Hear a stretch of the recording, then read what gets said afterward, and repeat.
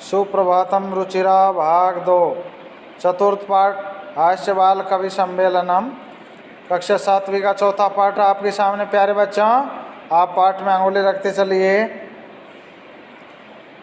विविध वेशभूषा धारण चत्वारः बालक वह मंचस्य उपरि उपविष्टा सन्ति। तो देखिए, विभिन्न वेशभूषाओं को धारण करने वाले 4 बालक जो कवि के रूप में है वो मंच के ऊपर बैठे हुए हैं।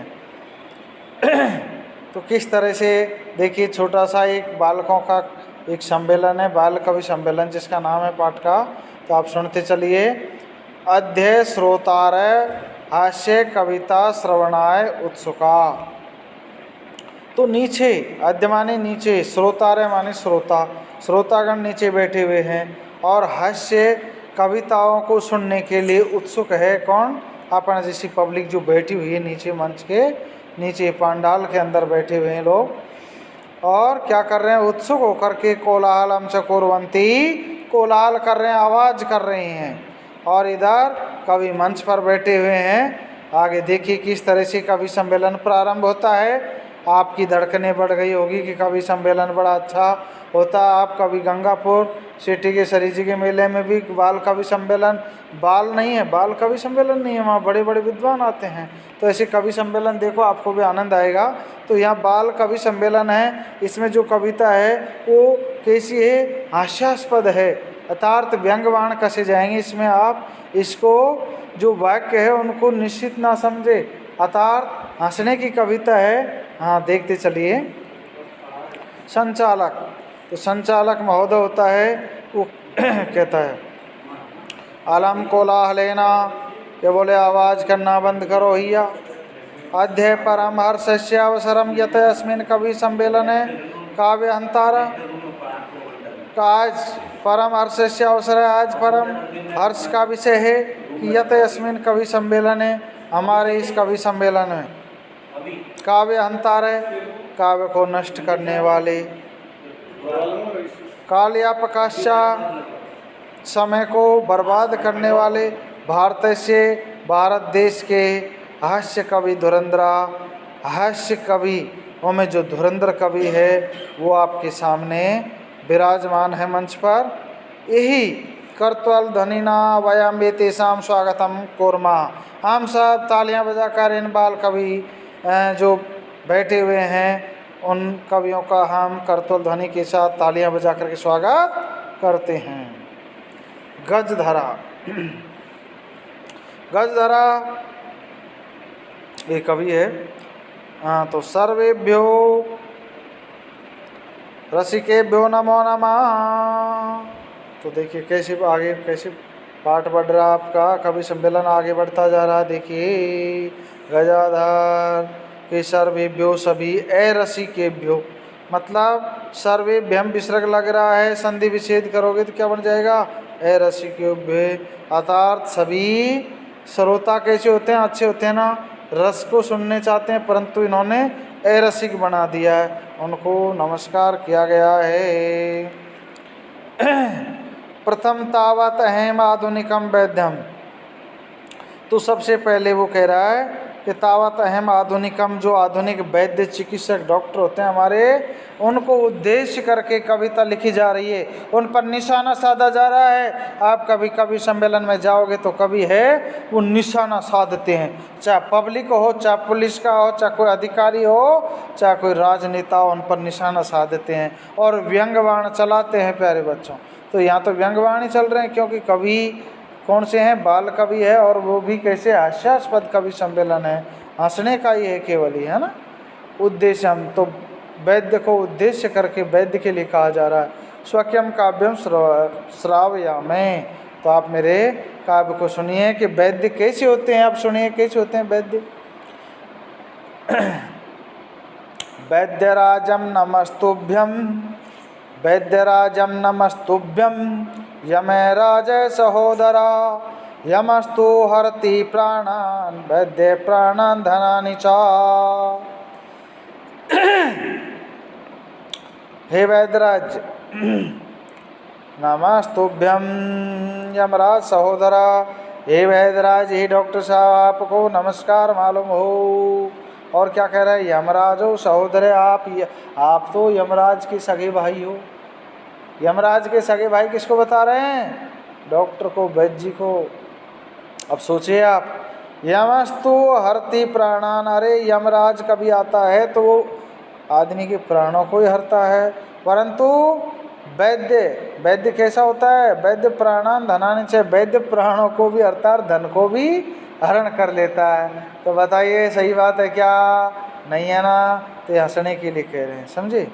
सर्वे उच्च ही हंसंती, सभी उच्च स्वर में हंसते हैं। दूसरा कवि आपके सामने आ रहा, कालांत का। कालांत कवि आ गए, जैसे आप भी मंच पर आते हो, कभी कभी आते हो ना। हाँ, अरे वैद्यास्तु सर्वत्र परंतु न में मदृशा कुशला जनसंख्या निवारणे ममापि काव्यम इदम शृण्वन्तु भवन्ता। अरे वैद्यास्तु, अरे वैद्य जी तो सभी जगह है, परंतु न में ते मदृशा कुशला जनसंख्या निवारणे ममापि काव्यम, परंतु जनसंख्या को निवारण, जनसंख्या को रोकने वाला काव्य है वो आप सुनिए कि इदम शृण्वन्तु भवन्त, आप इसको भी सुनिए, मेरी कविता को भी सुनिए भैया, भैया आप भी सुनो। चितां प्रज्वलितां दृष्ट्वा, चितां प्रज्वलितां दृष्ट्वा वैद्यो विस्मयो मागता, नाहं गतो न मे भ्राता कस्येदमस्तलाघवम्। चितां प्रज्वलितां दृष्ट्वा वैद्यो विस्मयागता, नाहं गतो न मे भ्राता कस्येदमस्तलाघवम्।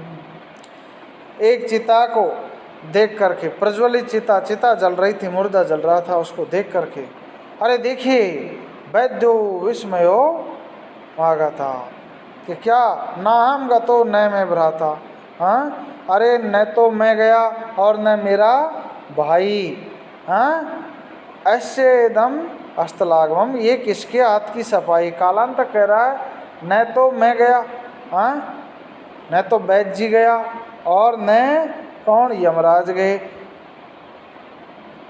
यमराज जी कर गए न कबाड़, उसके लिए कह रहा है, अर्थात मैं खुद नहीं गया और मेरा भाई वैद्य भी नहीं गया, तो ये किसके हाथ की सफाई है। तो समझ गए होंगे कैसे मरता है इंसान, तो यमराज का नाम ले रहा होगा वो, समझ गए। अर्थात इसमें व्यंगों का वाण चल रहा है। फिर दोबारा से सभी हंसते हैं। तुंदिला, तुंदिल, मोटी तोंद वाला, मोटे पेट वाला, जानते हो आप वो कभी आता है।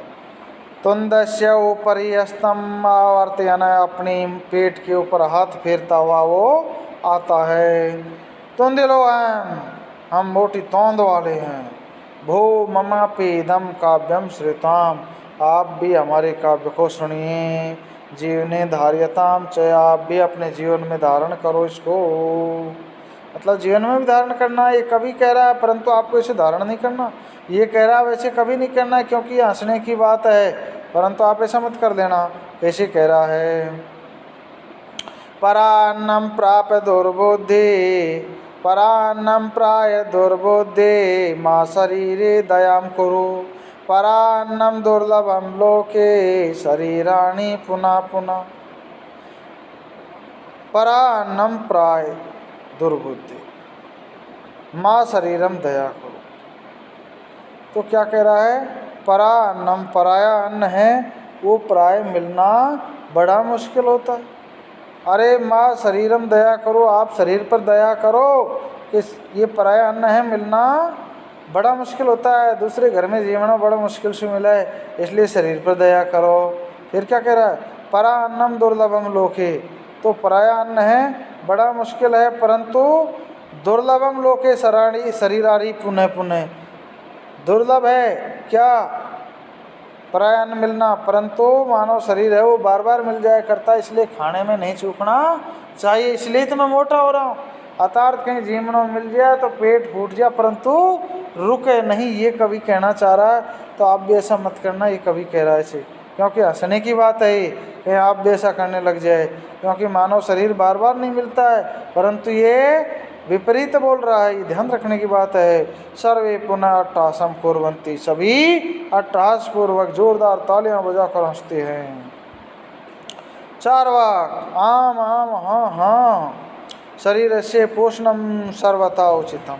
अब चारवाक कवि आता है, वो क्या कह रहा, हाँ हाँ भाई हाँ, शरीर से पोषणम, शरीर का पोषण करना है वो बहुत ही हमेशा उचित है। यदि धनम नास्ति, यदि घर में पैसे भी नहीं हो, गरीबी हो अपने घर में, तो क्या कह रहा है, तदा ऋणम कृत्वा पौष्टिकम पदार्थम एव भोक्तव्य, अर्थात ऋण करके भी पौष्टिक पदार्थ खरीद करके भोजन करना चाहिए। तथा कथयति, और कहता चारवाक कवि क्या कहता है, यावत जीवेत सुखम जीवेत, यावत जीवेत सुखम जीवेत ऋणम कृत्वा घृतम पिबेत। जब तक जियो सुख से जियो, ऋण करके भी घी पियो, कर्ज ले लो और घी पियो, मस्त रहो, खाओ पियो, ये कवि कह रहा है। बात तो सही कह रहा है, परंतु विचारणीय है कि अपन किसी से ज़्यादा कर्ज कर लेंगे तो दिक्कत हो सकती है ना, ये भी सोचने की बात है। परंतु श्रोताओं ने पूछ लिया अपन जैसों ने कि तरी ऋण से प्रत्यर्पणम कथम, तो बोलो जो पैसा लिया है, उधार ऋण लिया है, उसका क्या होगा, उसको चुकाने कौन आएगा। हाँ, चारवाक फिर कहता, समझदारी दिखाता है, श्रूयताम मम अवशिष्टम काव्यम, क्या आप मेरे अवशिष्ट काव्य को भी सुनिए। पहली पंक्ति सुन लो, दूसरी सुनो। ऋणम कृत्वा श्रमम कृत्वा, ऋणम हाँ घृतम पीत्वा श्रमम कृत्वा ऋणम प्रत्यर्पयेत जना, अर्थात घृतम पीत्वा, घी तो पियो ऋण करके, हाँ, श्रमम कृत्वा, श्रम करो, मेहनत करो, और ऋणम प्रत्यर्पयेत जना, अपने ऋण को चुकाओ। भैया ये नहीं कि ले ला आराम करना, किसी से लोन ले लिया खा, नहीं, कि आप मेहनत करो, घी पियो, हाँ, अच्छी मेहनत करो, शरीर को अच्छा बनाओ और मेहनत करके उनके ऋण को चुकाना है। अच्छी बात, ऐसे ही करना है अपन को। काव्यम पाठ श्रवणेन उत्प्रेरिता एक बालको अपि आशु कविताम रचयति, और हास्य पूर्वकम च श्राव्यति। क्या होता है, काव्यों को इस तरह से पाठ चल रहा है, कवि सम्मेलन चल रहा है, तो उसमें चार तो कवि थे ही, परंतु एक बालक कवि था, आप जैसा कोई बीच में ही उत्प्रेरित हो गया, उनकी कविताओं को सुनते सुनते वो क्या हो गया, प्रेरित होकर के खड़ा हो जाता है, और उन्होंने तुरंत आशु कविता रच ली। आशु कविता का मतलब तुरंत कविता बनाना और उसकी मतलब सुनाना, तो आशु कविता सुनाना चाह रहा हो, तो हास्यपूर्वक श्राव्यति।